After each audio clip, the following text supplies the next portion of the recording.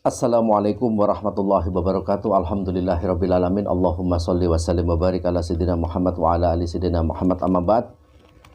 Sobat yang dimuliakan oleh Allah Subhanahu wa taala, kali ini kita membahas mengenai perbedaan jin korin dan kodam pendamping.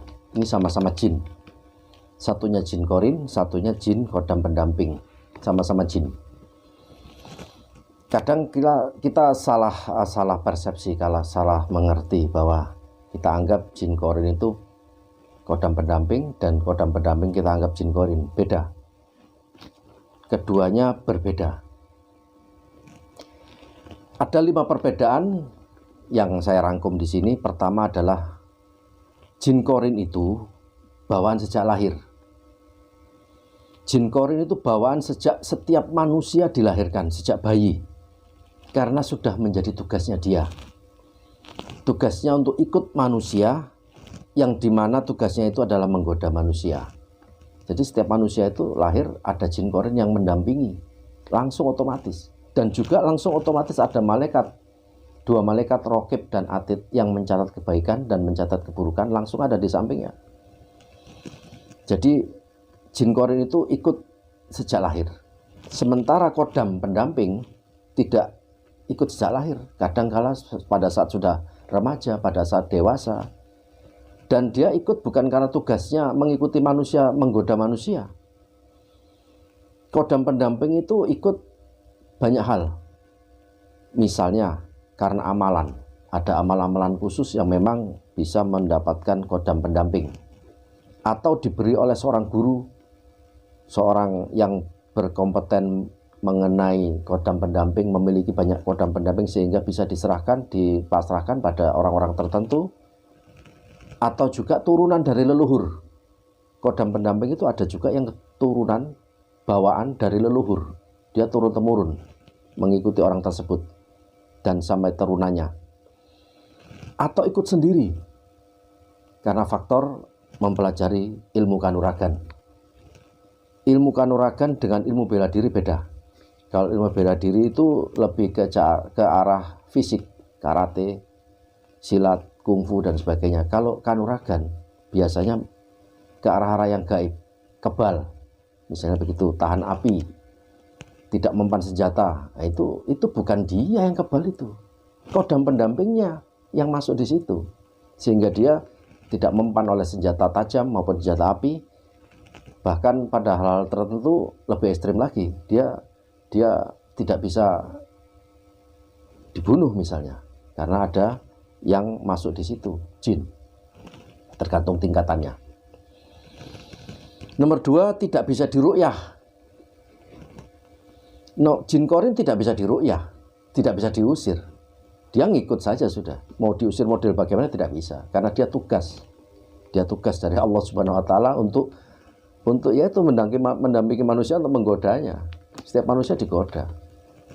Bahkan waktu Sayyidina Aisyah marah. Sayyidina Aisyah ini marah karena ini ia masih muda dan pecemburu, marah pada Rasulullah. Sehingga Rasulullah menegur, kau ini sedang dirasuki oleh jinmu, oleh setan. Jin korinnya lagi marah. Sehingga Aisyah bertanya, Aisyah ini orang yang cerdas. Banyak hadis yang diriwayatkan, diceritakan oleh Sayyidatun Aisyah ini, terutama mengenai rumah tangga. Kata Aisyah, ya Rasulullah, apakah engkau juga punya jin korin? Iya. Dan Allah sudah menundukkan jin korinku dan mengislamkan jin korinku sehingga tidak mengganggu, tidak bisa mengganggu Rasulullah. Dan para sahabat pada saat Rasulullah itu, jin korinnya ditundukkan semua, diislamkan oleh Rasulullah, sehingga tidak mengganggu, tidak seperti kita ini. Makanya sahabat, bukan hanya Rasulullah saja yang maksum terjaga dari kesalahan, sahabat-sahabat juga ikutan maksum terjaga dari kesalahan. Karena apa? Sudah ditundukkan. Jin yang membisiki hal jelek itu sudah ditundukkan. Lain sama kita masih dibisiki hal-hal jelek, masih dirayu oleh jin tersebut, oleh setan, agar kita melakukan hal-hal buruk. Tidak bisa diru'yah, tidak bisa diusir. Sementara kodam pendamping bisa diru'yah, bisa diusir, bisa dikeluarkan dari orang tersebut, bisa disuruh pergi. Pakai apa? Pakai ruqyah, macam-macam ruqyah. Ruqyah itu bisa pakai Quran, bisa pakai media air putih, bisa macam-macam. Dibacakan ayat suci. Orang ruqyah minta tolong orang lain atau ruqyah mandiri sama saja. Anda meruqyah mandiri ya dengarkan ayat-ayat Quran, atau Anda mengaji sendiri. Kalau mendengarkan pakai headset, dengarkan terus pergi nanti dia dengan sendirinya itu. 3, wujudnya menyerupai orang tersebut. Jin korin itu wujudnya menyerupai orang tersebut, meniru suaranya, persis suaranya, tingkah lakunya, kebiasaannya, dan gayanya, cara bersikap. Ya maaf dulu waktu saya masih muda, masih ngaji dulu, ini mainannya setelah ngaji ini ya manggil jin korinnya orang-orang ini, manggil jin korinnya orang-orang sudah meninggal, manggil jin korinnya tokoh-tokoh dipanggil, dijak bicara, dijak dialog, atau kakeknya siapa, orang tua saya sudah meninggal, diajak bicara. Ini mainan saya waktu saya masih ngaji dulu. Sekarang saya sudah lama meninggalkan itu, ya sekali-sekali 2 kali tidak apa-apa. Sementara kodam pendamping wujudnya bisa macam-macam, bisa harimau, macan, naga, prajurit kerajaan, ular, anjing, dan sebagainya. Biasanya kalau orang berangkat dari Kanuragan, itu bentuknya kodam pendampingnya macan, harimau, macan putih. Sementara orang yang ustadz, kiai, mengajarkan ilmunya, biasanya kodam pendampingnya wujudnya naga. Dan naga ini ada yang putih, silver, emas. Tingkatan yang tertinggi naga berwarna emas, kodam pendamping itu. Kalau kodam pendamping wujudnya ular, anjing, jelek sekali, cepat-cepat diusir kali itu. 4, sama-sama membisiki manusia, baik jin korin maupun kodam pendamping sama-sama membisiki hatinya manusia. Jin korin biasanya membisiki untuk tidak baik, untuk malas beribadah, untuk gak mau beramal, untuk diajak ngaji aja susah, tidak mau dia. Sementara kodam pendamping kadang-kadang membisiki hal baik. Misalnya pengobatan. Orang yang punya kodam pendamping yang larinya ke pengobatan, terus dia datang ke orang sakit, dia melihat orang sakit itu, dia tahu penyakitnya apa. Bahkan pada tingkatan tertentu dia bisa melihat secara bayangan, dikasih gambaran sama jin kodam pendamping tersebut, bayangan organ tubuhnya yang sakit, di dalam tubuhnya itu terlihat yang sakit mana, kemudian kalau diobati dia harus makan apa, minum apa untuk pengobatan. Jadi kadang langsung melihat, kadang konsentrasi, ditanya dulu, ini orang sakitnya apa. Kodam pendampingnya membisiki nanti, ini orang sakit ini, sakitnya ini, obatnya ini, suruh makan ini, suruh minum ini. Kadang-kadang begitu. 5, tidak ada upaya membela pada orang tersebut, meskipun diganggu, dan gangguan tersebut terutama gangguan gaib.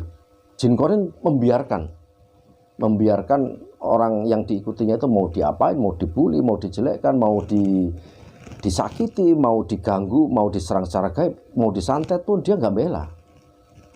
Dia diam aja, dia jin korin. Bukan tugasnya untuk menggoda manusia, untuk menggelincirkan manusia aja. Sementara kodam pendamping, kalau ada upaya menyakiti orang yang diikutinya tersebut, terutama hal-hal gaib, santet, serangan dari orang lain, membela dia yang maju duluan.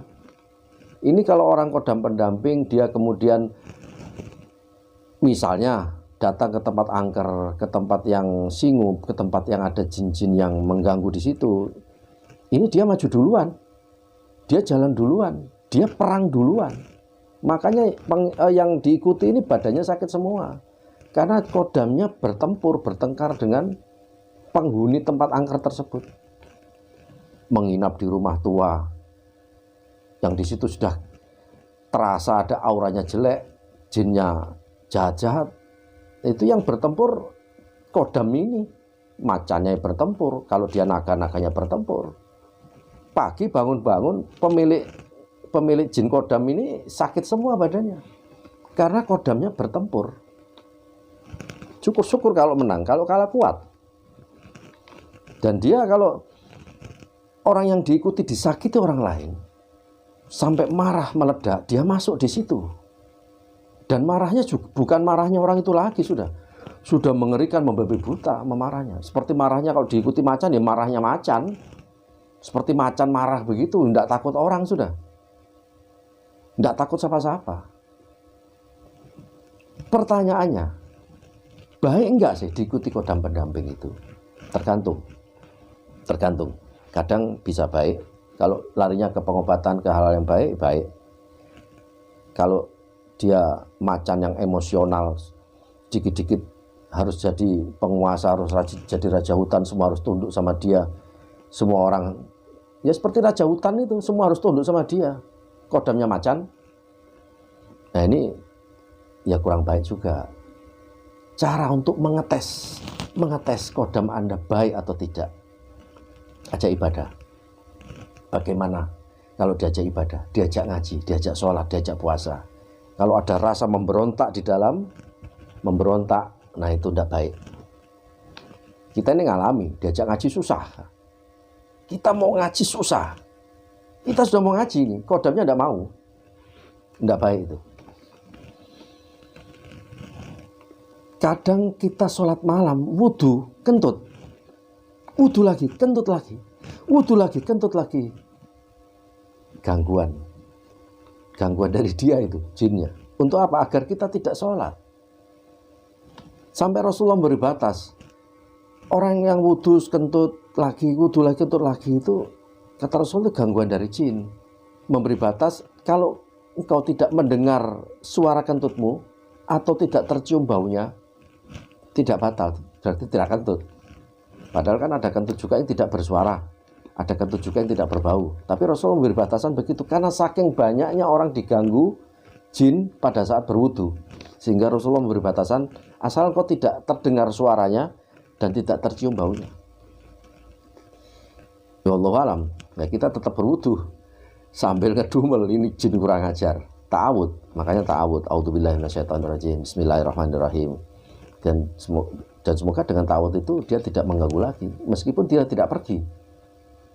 Tidak pergi, dia tetap ngikut. Dekat atau jauh dia tetap ngikut. Agar pergi selamanya bagaimana? Ya di ru'yah. Di ru'yah bisa pergi selama-lamanya, tidak kembali lagi. Baik sahabat, itu perbedaan antara jin korin dan kodam pendamping. Sama-sama jin tapi berbeda.